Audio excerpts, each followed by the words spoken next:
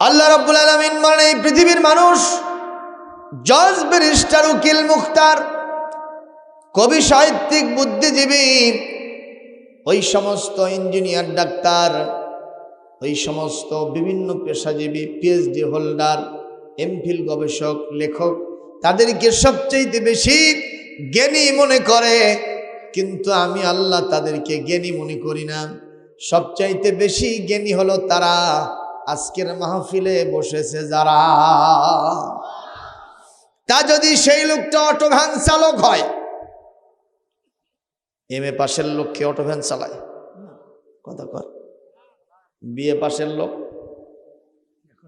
দুই একজন হয়তো বেকার থাকতেও পারে, কিন্তু মেজরিটি মাস্ট বি গ্রান্টেড অধিকাংশ এমএ পাশের লোক কখনো অটো ভ্যান চালায় না। যেরকম ঠিক নেবে ঠিক, কুলি হতে পারে, মজুর হতে পারে, শ্রমিক হতে পারে, মেথরও হতে পারে।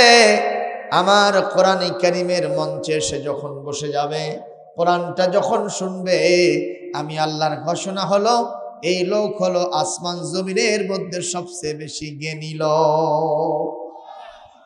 ঘোষণা কার? সুতরাং আজকের মাহফিলে আসতে পেরে আমরা যারা খুশি হয়েছি, আর একটা বার জোরে সরে বলি আলহামদুলিল্লাহ। কোরআনের কথা মিষ্টি না তিতা? জোরে বলুন।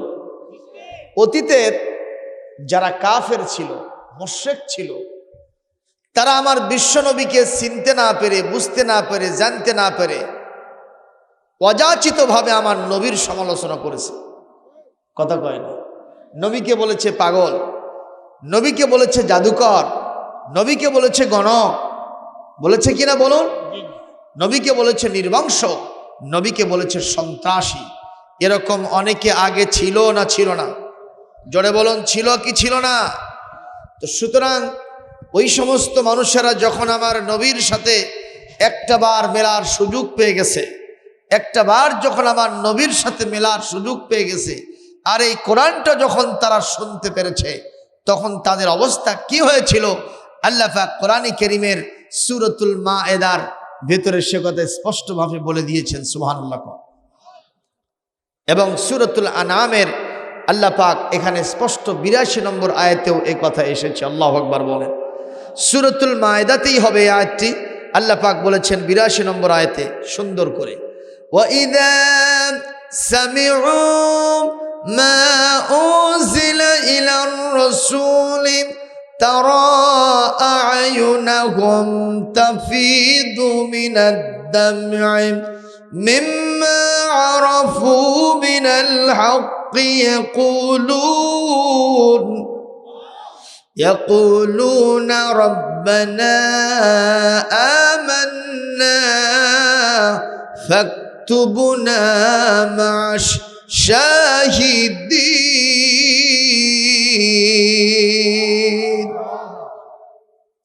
আল্লাহ রাব্বুল আলামিন বলেন, ওই কাফের বেদিনেরা যখন আমার কোরআনটা শোনে, সঙ্গে সঙ্গে হে নবী আপনি দেখবেন তাদের চক্ষু দিয়া অশ্রু বিগলিত হচ্ছে, আর তারা ঘোষণা করতেছে, হে আমাদের রব আল্লাহ, আমরা এখন এই কিতাব শোনার পরে আর বেদিন থাকলাম না, আর কাফের মুশরিক থাকলাম না, আমরা ঈমান আনলাম। শুধু ঈমানই আনলাম না, আপনার কাছে আমাদের দরখাস্ত হলো আপনি আমাদেরকে মেহেরবানি করে সত্যের সাক্ষী যারা তাদের মধ্যে আপনি অন্তর্ভুক্ত করে নেন। সুবহানাল্লাহ, জোরে বলেন। সুতরাং কোরআনের কথা যে মিষ্টি তাতে কোনো সন্দেহ নাই, কিন্তু মিষ্টি জিনিস যদি কারো কাছে তিতা লাগে তাহলে তার লক্ষণ কি, ভালো না খারাপ? একটু খেয়াল করেন। আপনাদের এই এলাকায় যদি কাউকে সাপে দংশন করে, এই লোকটাকে কার কাছে নিয়ে যান? একটু জোরে বলবেন, কার কাছে নিয়ে যান? ওঝার কাছে নিয়ে যান না? তো ওঝা এই লোকটাকে ওই সাপের বিষ আছে না নাই সেটা টেস্ট করার জন্য ওঝা কি করে জানেন? একটা রসগোল্লা, আমাদের বগুড়া এটা দেয়, একটা রসগোল্লা তার মুখের ভিতরে দেয়। আসলে রসগোল্লা কি তিতা না মিষ্টি? এই লোকটার মুখে যেই না রসগোল্লা দিয়েছে, এই মুখটা সঙ্গে সঙ্গে তার এই জুতোটা খুলে ওঝার দিকে তেড়ে গেছে মারার জন্য। ওঝা বলতেছে, ভাই থামো, তুমি আমাকে মারার জন্য এসেছো কেন? যে বলছে, তুমি আমার মুখে নিম গাছের সমস্ত পাতাগুলো পিষে আমার মুখে তুমি কেন দিয়েছো? অথচ ওঝা তার মুখে কি দিয়েছে? কথা কয় না বাবা। রসগোল্লা মিষ্টি না তিতা? জোরে করেন, রসগোল্লা মিষ্টি না তিতা? কিন্তু তার কাছে লাগলো কেমন? তিতা। তাহলে কি বোঝা যায় ওই লোকটার লক্ষণ ভালো, লক্ষণ খারাপ? তার মানে রসগোল্লা মিষ্টি হওয়া সত্ত্বেও তার কাছে তিতা লাগার অর্থই হলো সাপ শুধু দংশনই করে নাই, বিষটাও জনমের মতো ঢুকায় দিয়েছে। কথা বলেন ঠিক না ঠিক? আজকাল আমাদের এই দেশেও গোটা পৃথিবীতে বিভিন্ন জায়গাতে কোরআন কারীমের কথা মিষ্টি হওয়া সত্ত্বেও কিছু মানুষের কাছে এটা তিতা লাগতেছে, যার কারণে বক্তা সাহেব কোরআন থেকে সহি কথা বলে আর উনি সাহেব এসে মাইক কেড়ে নেয়, কথা বলে না। এই বক্তা সাহেবের বিরুদ্ধে মামলা দেয়, বক্তা সাহেবকে ওই মঞ্চ থেকে মেরে মেরে তাড়িয়ে দেয়, বক্তা সাহেবকে অ্যারেস্ট করে থানায় নিয়ে যায়, জেল জুলুম জরিমানা মামলা হামলা দিয়ে হয়রানি করে। এরকম লোক বাংলাদেশে আছে না? না, অবশ্য রাজশাহীর গোদাগাড়িতে নাই।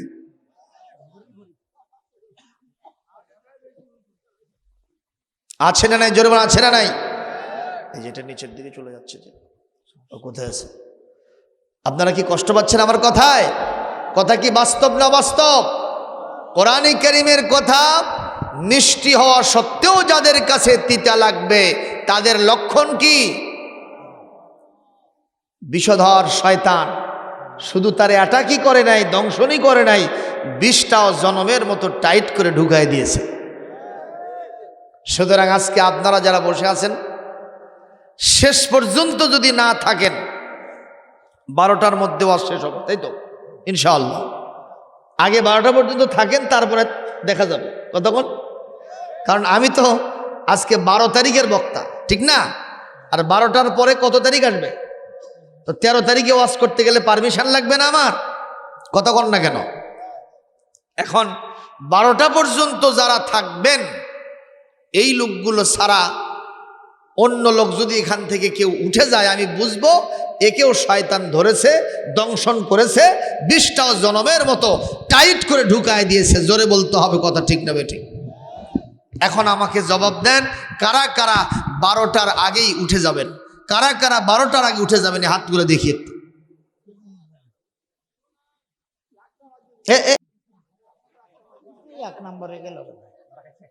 এটা 1 নম্বর না 3 নম্বর? চাচা চাচা হোয়াট ইজ কজ? ও 1 নম্বরে যাবে। 1 নম্বর 2 নম্বর হলে তাদের আমাদের ছাড়ার দরকার আছে। যেরকম ঠিক না বেঠিক? নচেত অসুবিধা আমাদেরই হতে পারে। যাই হোক, আপনারা ইনশাআল্লাহুল আজিজ 1টা ঘন্টার সময় যদি আমাকে দেন, কিছু কথা, আমি বগুড়া থেকে এসেছি অনেক আশা করে কিছু কথা বলার জন্য, একটু সুযোগ আমাকে দিবেন না ইনশাআল্লাহ? আমি আপনাদের সামনে আলোচনা করার জন্য কোরআনে কারীম থেকে তেলাওয়াত করেছি এমন একটি সূরা, যেই সূরাটা এসেছে কোরআনে কারীমের 24 নম্বর পারা। জোরে বলুন, কত নম্বর পারা? 24 নম্বর পারা, 41 নম্বর সূরা, সূরা হামিম ওয়াস সাজদাতে 33 এবং 34 দুই জায়গাতে এটা এসেছে। এবং সূরাতুল আহকাফ এখানেও এসেছে। আল্লাহ রাব্বুল আলামিন 13, 14 এবং 15 তিনটি জায়গায় 3টি আয়াতে এই কথাগুলি স্পষ্ট উল্লেখ করেছেন। আজকে আমার আলোচনার সাবজেক্ট হলো মাত্র 2টা। জোরে বলতে হবে, কয়টা? আরো জোরে। জোর হলো না? সবাই বলেন। এবার থামেন, 2টা বিষয় আলোচনা করব। সর্বপ্রথম হলো ইন্নাল্লাযীনা ক্বালু রাব্বুনাল্লাহু সুম্মা ইসতাকামু, যারা ঘোষণা করেছে আমাদের রব। সবাই বলেন, আবার বলেন, আমাদের রব আল্লাহ। এই কথা বলার পরে সুম্মা ইসতাকামু, এই কথার উপরে দৃঢ়পদ থেকেছে, অনড় থেকেছে, অবিচল থেকেছে। নড়বড় করে নাই, শ্রীগালের মতো একবার ডান দিকে একবার বাম দিকে, একবার সামনে আবার পিছনে, এরকম কখনো লুকোচুরি খেলে নাই, বরং স্টিক থেকেছে। মামলা হামলা, জেল জুলুম জরিমানা, এমনকি ফাঁসির কাষ্ঠও যদি তার সামনে এসে ঝোলে, তারপরেও আল্লাহর প্রতি ঈমানের দাবিতে অটল অবিচল যারা থাকতে পেরেছে, আমি আল্লাহ ঘোষণা করলাম তাদের জন্য কোনো ভয় নাই, তাদের জন্য কোনো চিন্তা নাই। আর সূরা হামিমের সাজদায় আল্লাহ বলছেন তাদের জন্য আমি আল্লাহ পাক ঘোষণা দিলাম ওদের মৃত্যুর সময়ে আমার রহমতের ফেরেশতা আসবে, কবরের কঠিন ওই সওয়াল জবাবের সময় আমার রহমতের ফেরেশতা আসবে, কিয়ামতের কঠিন বিভীষিকাময় মুহূর্তে জালজালা যখন হবে, এই মুহূর্তে আমার রহমতের ফেরেশতারা এসে তাকে অভয় দেবে, কোনো ভয়ও পেও না, চিন্তাও করো না, আমরাই তোমার সাথে আছি। সুবহানাল্লাহ জোরে কর। তাহলে আমাদের কোনো টেনশন নাই। এই যে তুরস্কে আপনারা জানেন গত সোমবার দিনে রাত 4:17 রেক্টার স্কেলে 7.8 এই মাত্রার ছোট্ট একটা ভূমিকম্প অতি অল্প সময়ে যা হলো, সিরিয়া এবং তুরস্ক সীমান্তে প্রায় 7,000 বাড়িঘর মাটির সাথে মিশে গেছে। এ পর্যন্ত প্রায় 30,000-এর কাছাকাছি মানুষের লাশ খুঁজে পাওয়া গেছে। ছোট ছোট সোনামণিরা, আরে মা হারিয়েছে, বাপ হারিয়েছে। মহান আল্লাহর কি ইশারা! 130 ঘন্টা পেরিয়ে গেছে, 140 ঘন্টা পেরিয়ে গেছে। সেই সোমবার, মঙ্গলবার, বুধবার, বৃহস্পতিবার, শুক্র, শনি, রবি, আজ প্রায় 7 দিন চলে গেল। আল্লাহর রহমতে অনেক বড় বড় মানুষেরা বিদায় হয়ে গেছে, ছোট্ট ছোট্ট শিশুরা পর্যন্ত এখন জীবিত উদ্ধার হচ্ছে। এখান থেকে বোঝা যায় এই বিপদ এবং মুসিবত যিনি দিয়েছেন তিনি কে। প্রশ্ন হতে পারে, আল্লাহ কি বান্দাকে ভালোবাসে না? এত আদর করে বান্দারে সৃষ্টি করলেন, সে আল্লাহ বান্দাকে এত কঠিন শাস্তি কেন দিলেন? আল্লাহর কি দয়া মায়া নাই? নাউজুবিল্লাহ কর। আল্লাহর দয়া মায়া আছে না নাই? এ জোরে বলুন, আছে না নাই? তাহলে এই আযাব এবং গজব মাঝে মধ্যে পৃথিবীতে কেন আসে? তার কারণটা আল্লাহ রাব্বুল আলামিন কোরআন কারীম সূরা আত-তাওবার ঠিক 126 নম্বর আয়াতে দিয়েছেন। যখন আল্লাহু আকবার, আল্লাহ রাব্বুল আলামিন বলেন, আওয়ালা ইয়ারাউনা আন্নাহুম ইফতানুনা ফি কুল্লি আমিন মাররাতান আও মাররাতাইনি সুম্মা লা ইয়াতুবুনা ওয়ালা হুম ইয়াযাক্কারুন। আল্লাহ রাব্বুল আলামিন বলেন, তারা কি দেখে না একটা বছরে একবার কিংবা দুইবার কিংবা বহুবার আমি আল্লাহ তাদের উপরে আসমানি এবং জমিনের আযাব এবং গজব দিয়ে থাকি। আমি কখনো জলোচ্ছ্বাস দেই, কখনো বন্যা দেই, কখনো ঘূর্ণিঝড় দেই, আইলা দেই, নার্গিস দেই, সুনামি দেই, কথা কয় না, কখনো করোনা ভাইরাস দেই। আল্লাহ রাব্বুল আলামিন বলেন, কখনো ভূমিধস দেই। কেন দেই? এর একটা মাত্রই কারণ হলো আমি আল্লাহ রাব্বুল আলামিন তাদের থেকে এই বিষয়টা কামনা করি, তারা যা অপরাধ করেছে এখান থেকে এইটা দেখার পরে তওবা করে ফিরে আসবে, আর আমার উপদেশ গ্রহণ করে আমার শ্রেষ্ঠ গোলামে পরিণত হয়ে যাবে। কিন্তু আমার আফসোস হলো এরা তওবাও করে না, এরা আমার কাছে ফিরেও আসে না, যার কারণে আযাব এবং গজব দিয়া আমি তাদেরকে মাঝে মধ্যে পরীক্ষা করি। একটু জোরে কি আল্লাহু আকবার বলা যায় না? ও মুসলমান, শুধু তাই নয়, আপনারা বলবেন যে হুজুর ওইখানে তো ভালো মানুষ আছে। আমরা জানি তুরস্ক, ওখানকার যিনি প্রেসিডেন্ট তার নাম রজব তৈয়ব এরদোগান, কথা কোন, একজন হাফেজে কোরআন। তিনি যখন কোরআন তেলাওয়াত করেন তখন তার সুমধুর সুরে যেন ওই দাউদ আলাইহিস সালামের যুগের মতো মাসেরা পর্যন্ত তাল নিয়ে তার তেলাওয়াত শুনতে থাকে। মারহাবা কোন। তিনি রমজান মাসে তারাবির নামাজ পর্যন্ত পড়াতে থাকেন। গোটা বিশ্বের মুসলিম মিল্লাত যেখানেই নির্যাতিত হয়, ওই ইরাকে, ওই সিরিয়াতে, ওই ফিলিস্তিনে, ওই কাশ্মীরে, ওই বাংলাদেশে, ওই সৌদি আরবে, যেখানে যেখানে মুসলমান বিপদে মুসিবতে থাকে, সবচেয়ে বেশি সরব যেই প্রেসিডেন্ট হয় তার নামই হলো রজব তৈয়ব এরদোগান। জোরে কোন ঠিক না বেঠিক? তারপরেও তার দেশেই আযাব এবং গজব কি জন্যে? মুসলমান বলেন তো ওই দেশের মধ্যেও কিছু জালেম আছে না নাই? আরো জোরে কোন আছে না নাই? আল্লাহ রাব্বুল আলামিন কোরআনে কারীমে সূরা আল আনফালের 25 নম্বর আয়াতের ভিতরে বলেন, ওয়াত্তাকু ফিতনাতান লা তুসিবান্নাল্লাযীনা যালামু মিনকুম খাসসা। আল্লাহ পাক বলেন, ওই আযাব এবং গজবকে তোমরা ভয় করো, যে আযাব এবং গজব তোমাদের উপরে পতিত হবে। এটা জালেমেরা জুলুম করেছে, ওই কারণেই যে শুধু আসতেছে, ওদের কারণেই আসবে ঠিক আছে, কিন্তু শুধু ওরাই যে এতে পতিত হবে তা না। যারা ভালো মানুষ আটার সাথে ঘুনটাও পিষে যাবে। জোরে কোন ঠিক না বেঠিক? 2 নম্বর কারণ গেল। আর 3 নম্বর কারণ, কোরআনে কারীম সূরাতুল বাকারা আয়াত নম্বর 55 155 আল্লাহ পাক সেখানে বলেন, ওয়ালা নাবলুওয়ান্নাকুম বিশাইইম মিনাল খাউফি ওয়াল জু'i ওয়া নাকসিম মিনাল আমওয়ালি ওয়াল আনফুসি ওয়াস সামারাত ওয়াবাশশিরিস সাবিরিন।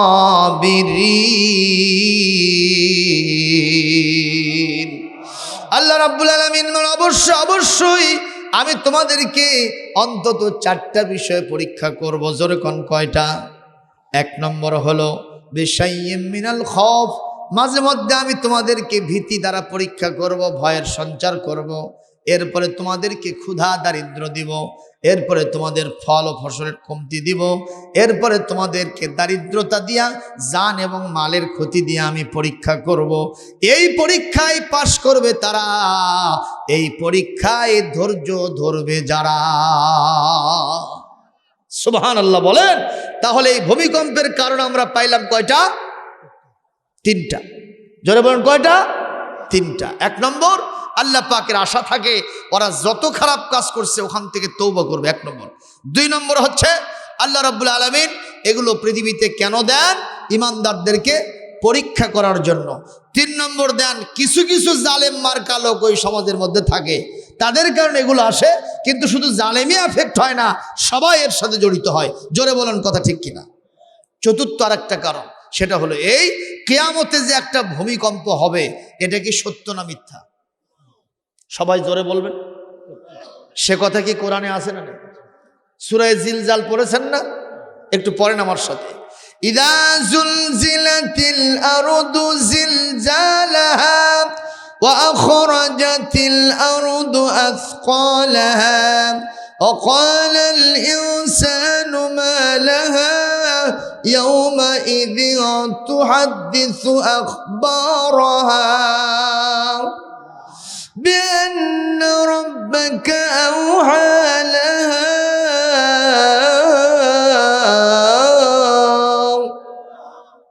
এরপরে কোরআনে কারীমে সূরা আল হজ্জের 1 নম্বর আয়াত, ইয়া আইয়ুহান নাসু তাকু রাব্বাকুম ইন্না জালজালাতাস সাআতি শাইউন আযীম।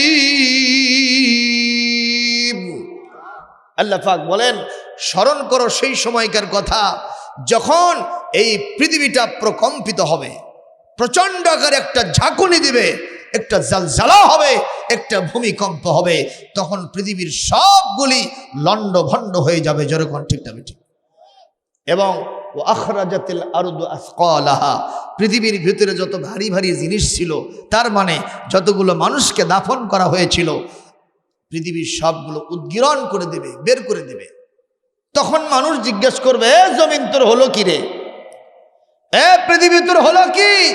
পৃথিবী তখন বলবে, আমার দোষ নাই, আমি অযথা কেন ঝাঁকুনি দিব তোমাদেরকে? আমার যিনি রব, তিনি আমাকে ইশারা করেছেন, যার কারণে আজকে প্রকম্পিত হচ্ছে সবকিছু। একটু জোরে করে আল্লাহু আকবার। আপনারা বলেন, কিয়ামতের যে ভূমিকম্পটা হবে, এই এখন তুরস্কের এই ভূমিকম্প দেখলে কি বোঝা যায় না যে এটা কত বড় কঠিন হবে? জোরে বলেন ঠিক না ঠিক? এখান থেকে যেন মানুষেরা শিক্ষা গ্রহণ করতে পারে, ওই কিয়ামতের ওই বিভীষিকাময় পরিস্থিতি, জালজালা এবং ভূমিকম্প যখন হবে, আমরা যেন আল্লাহ পাকের দেওয়া রহমতের চাদরে আচ্ছাদিত থাকতে পারি। এই জন্য মানুষ যেন সতর্ক হয়, আল্লাহর গোলামি, রসুলের সুন্নাহ এবং তরিকা দিয়া তাদের জীবনটা যেন ভরে ফেলতে পারে।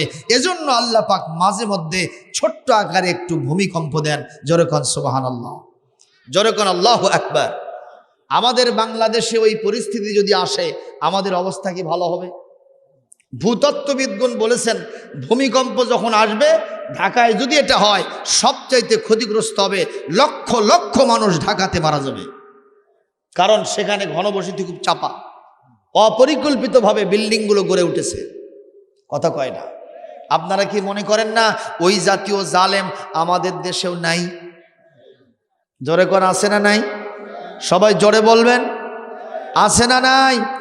যারা মাঝে মধ্যে মনে করে একবার যখন আইছি আর কখনো যাইব না, মনে করে কিনা? ওই যে এক লোক 7 তলার উপরে উঠছে, কয়তলা? জোরে কর। 7 তলার উপরে উঠে খাট পালঙ্কের উপরে শুয়ে আস, মকমল ওই যে দামি কম্বলগুলো আছে না, এই দামি কম্বলের উপরে ফাইন করে শুয়ে পড়েছে। এত সুন্দরভাবে শুয়ে পড়েছে, আর মনে হচ্ছে বাহ, এত এত উপরে উঠছি, আমার নিচে 6 তলা, আমার নিচে 5 তলা, আমার নিচে 4 তলা, আমার নিচে 3 তলা, আমার নিচে 2 তলা, আমার নিচে 1 তলা, আমার নিচে 9 তলা। কথা কই না? আমি উপরে আছি সবার, আমার উপরে আর কেউ নাই। যখন একবার উপরে উঠছি, আমারে আর কেউ নামাতে পারিবে না। এই চিন্তা করে আস্তে করে একটু তন্দ্রায় গেছে। রাত 1টার সময় রেক্টার স্কেলে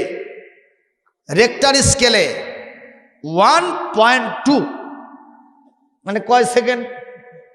ধরেন 1 সেকেন্ডের একটু বেশি। এই মুহূর্তে যে না একটু খালি ভূমিকম্পের এরকম একটা ঝাঁকনি দিছে, ও ওখান থেকে কারেন্টের গর্জিতে সা করে নামে দৌড়ে চলে যাচ্ছে নিচে। অনেক লোকই তো নামছে, একজন লাইট মারে দেখে ওই লোকের পরনে লুঙ্গি নাই। জোরে কোন কি নাই? লুঙ্গি নাই। লোকেরা জিজ্ঞেস করলো, কে ভাই তুমি দৌড়ে আসছো, আমরাও আসছি, কিন্তু তোমার পরনে লুঙ্গি কই? কয় যে ভাই সে কথা আর কোষ না, যে আল্লাহ আমারে লুঙ্গি পরায় আর সম্মানের সাথে ওই 7 তলার উপরে মকমলের তৈরি ওই সমস্ত নামি দামি খাট পালঙ্ক, ওই সোফা সেট আর সুন্দর সুন্দর একটা ডেকোরেটেড পরিবেশের ভিতরে আমাকে রেখেছিলেন। আর সেই মহান আল্লাহ সামান্য 1 সেকেন্ডে কিছু বেশি সময় এই ভূমিকম্প দিয়া আমারে ওখান থেকে নামাইনি, শুধু ল্যাংটা করে নামাইছে। এটা জোরে আল্লাহু আকবার কর, আরো জোরে কর আল্লাহু আকবার। এইরকম আল্লাহ পাক কি এখনো আছে না নাই? জোরে কোন আছে না নাই? এই জন্য আজকের এই মাহফিল থেকে ডাইরেক্ট একটু সতর্কবাণী উচ্চারণ করতে চাই। আজকে যারা জালেমের জুলুমের ভূমিকা অবতীর্ণ হয়েছ, পৃথিবীর বিভিন্ন দেশে, ইভেন আমার দেশেও বিভিন্ন জায়গায় যিনি যেখানে যে চেয়ারে আছেন না কেন, খবরদার ইমানদারদের উপরে কেউ মাতবাড়ি দেখাবেন না, কেউ জুলুম করবেন না। অবশ্যই মহান আল্লাহ জালজালা যিনি তুরস্কে দিয়েছেন, তিনি এদেশেও দিতে পারেন। সুতরাং সবাইকে সতর্ক হতে হবে, জুলুম বন্ধ করে দিয়া আদালত ইনসাফের সাথে এই জমিনে ব্যবহার প্রদর্শন করতে হবে। জোরে কোন কথা ঠিক কিনা? আপনারা কি জালেমের পক্ষে আছেন? আপনারা কি জালেমের পক্ষে আছেন? আপনারা কি আলেমের পক্ষে আছেন? কারা কারা আলেমদের পক্ষে আছেন? দুহাত তুলে আল্লাহকে এই মুহূর্তে দেখায় দেয়।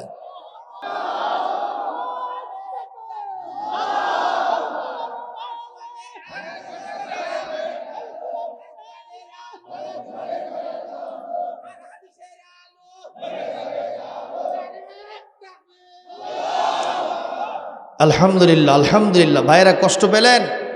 তাহলে বলুন তো আমাদের রবের নাম কি? আরো জোরে, জোর হলো না, সবাই বলেন।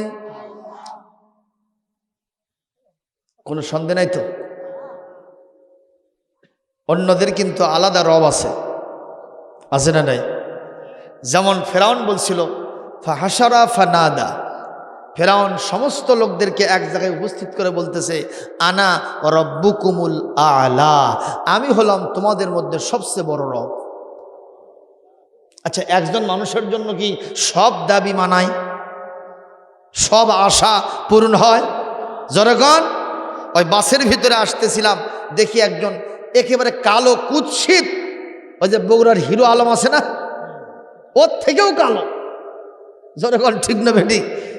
হিরো আলম শুধু নয়, আরো যত কালো আছে, ব্ল্যাক ডায়মন্ড এরকম চেহারা সম্পন্ন একজন ব্যক্তি, একটা ছেলে একটা সুন্দরী মেয়ের দিকে খালি দূরবীন ধরছে মনে হয়, এমন চাহনি আর অন্যদিকে ফেরেই না।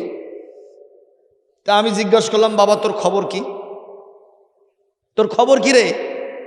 কাজে হুজুর মেয়েটাকে দেখে আমার পছন্দ হয়েছে। তা আমি তখন বললাম, তোর কানটা আমার মুখের কাছে দিত। ওর কানটা আমার মুখের কাছে দিল। আমি আস্তে করে বললাম, ভাই শোন, কানার ভাগ্যে ধর মেলে না রে। ঠিক কইছি না? ঠিক কইছি। তোর চেহারা হলো তরকারির পাতিলের নিচের কালারের মতো, আর তুই পূর্ণিমার চাঁদের মতো সুন্দরী চাস? তোর লজ্জা থাকা উচিত। জোরে বলুন কথা ঠিক না ঠিক? তো ফেরাউনের মতো একটা ব্যক্তি, যার পেট ভরা ময়লা, নাক ভরা ময়লা, দাঁত ভরা ময়লা, কথা কন, এমনকি পাতলা পায়খানা 3 বার হলে বউকেও মা করে ডাক দেয়। চোখের সরিষার ফুল দেখে, অন্ধকার দেখে বউকে ডাকতেছে, মা মা আমাকে ধরে তোল। বউ তখন বলতেছে, সব ভালো মানুষ টের পাও না, আমি তোমার স্ত্রী না?